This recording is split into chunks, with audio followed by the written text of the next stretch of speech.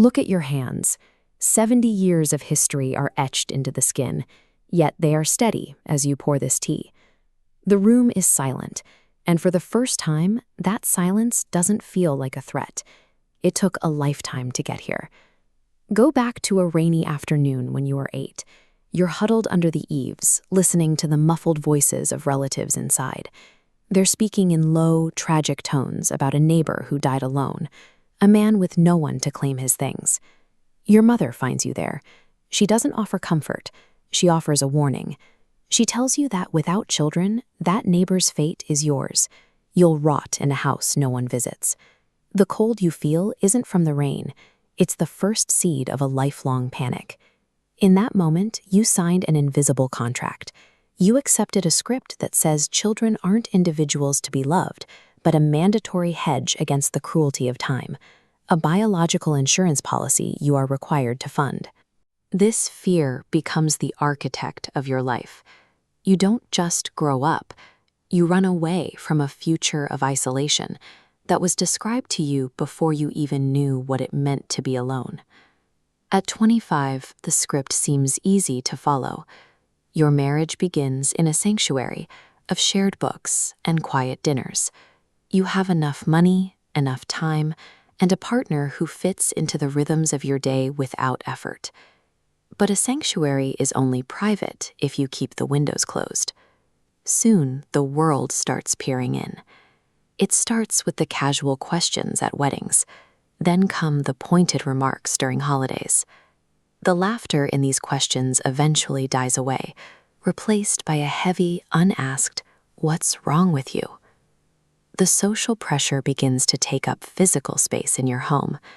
You realize that no matter how much peace you find in each other, it isn't valid to the people outside.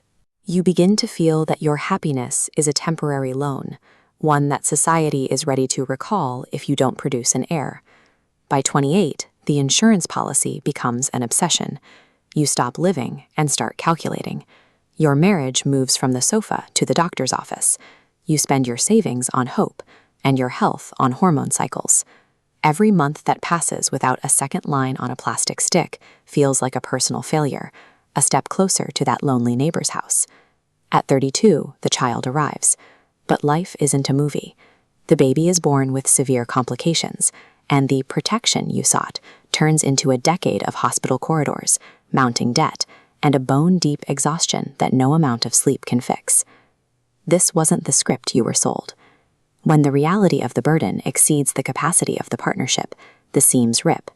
Your partner leaves, unable to carry a weight that was supposed to be a blessing. You are left alone with the very child you hoped would prevent your loneliness.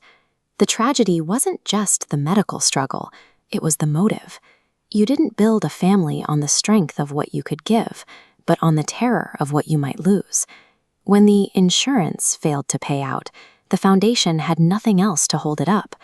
Trying to force a human life into a defensive strategy for your own old age doesn't create security. It creates a brittle reality that shatters under the weight of actual life. At age 50, you spend time in a nursing home visiting an old friend. The facility is a map of 2 different ways to age, and the insurance myth starts to dissolve. On the left, you see the insurance model in practice. These are the parents who vanned their kids to every practice and drained their 401ks for tuitions. Now they sit by the phone in a state of constant, simmering resentment. They are waiting for a payout of attention and care that their children are not delivering. On the right is the autonomous model. These people have no children to call. They sit in the same chairs, but they are reading, or watching the birds, or simply existing in a pool of their own quiet.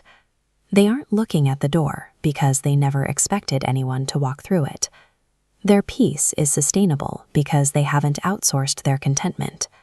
They spent their lives learning to be their own company, while the others spent their lives hoping someone else would do that work for them. A child is not a shield. True security isn't found in a crowded room. It's found in a mind that has made peace with its own solitude. By 60, you start to recognize Tri Hui, inner wisdom.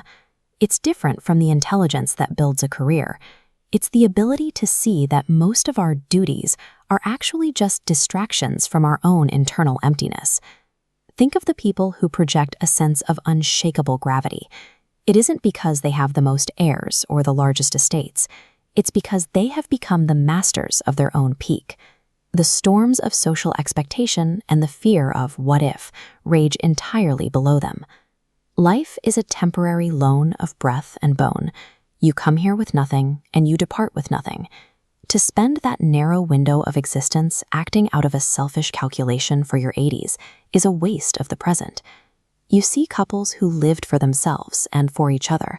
Their nervous systems aren't fried by the chronic anxieties of the insurance model. They reach old age with a clarity of spirit that those who lived for their legacy rarely find. Betting your remaining years of peace on the hope that someone else will feel enough guilt to care for you isn't love. It's a high-stakes gamble with your own soul as the ante. At 70, the mirror shows you the undeniable truth. The hair is silver and the skin has noticeably thinned, but the frantic searching in the eyes has gone. The fear that haunted you on that rainy porch has lost its grip. You've stopped performing the script. You've forgiven the 28-year-old who was so afraid of being alone that they broke their own heart. You see now that aging is a privilege, a process of shedding everything that was never really yours to begin with. Every morning you breathe in the silence of your home and realize it isn't a void, it's a space you finally own. You have moved from being a victim of social pressure to the undisputed master of your own presence. Look at the contracts you've signed in your own life. Are you building a family out of love or out of a fear of the dark? What does a free old age look like to you? Share your thoughts below. Your words might be the clarity someone else is looking for today.